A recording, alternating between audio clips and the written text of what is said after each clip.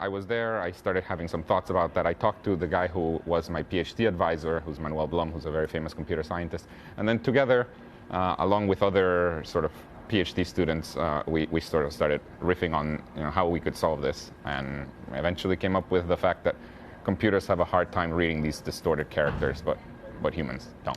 So we have him to thank, or blame, depending on how you feel about CAPTCHAs. Now, after school, von Ahn started Duolingo as a gamified app to teach English. He's since expanded into more languages, and thanks to a combination of ads and subscriptions, he's now running a public company worth more than $5 billion. But here's the insight in today's economy. He told me not everybody is using Duolingo to learn a foreign language.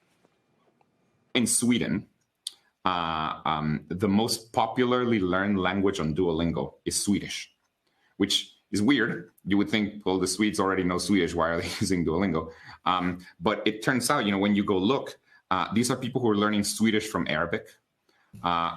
Sweden took a significant number of Syrian refugees. And basically, and you see that in a lot of European countries where it's either the #1 or #2 or #3 most learned language is the language of the country. And it's a lot of times by people who have been displaced. And you see that a lot in Europe. So we're very proud of that. And that's something, in fact, that's one of the things that has made me the proudest about Duolingo.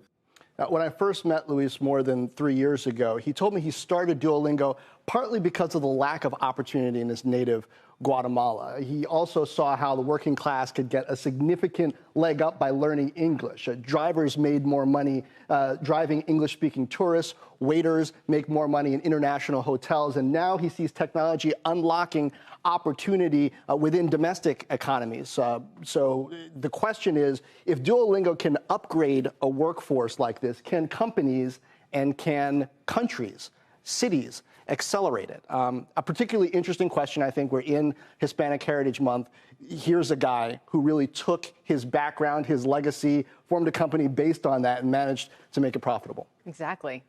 It's also, I see in him the heart of a problem solver.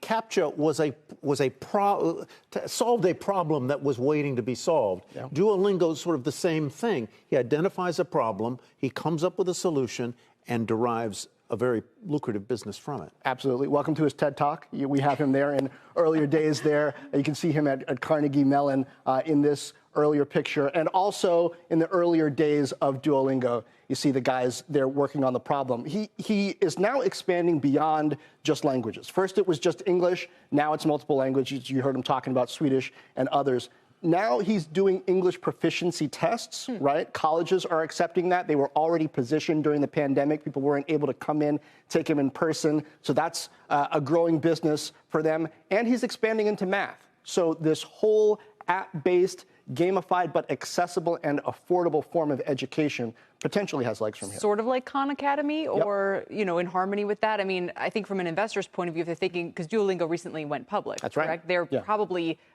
tantalized by the opportunity that he could work with the college prep industry with the billions of dollars we know that it has, or some of the others that you mentioned.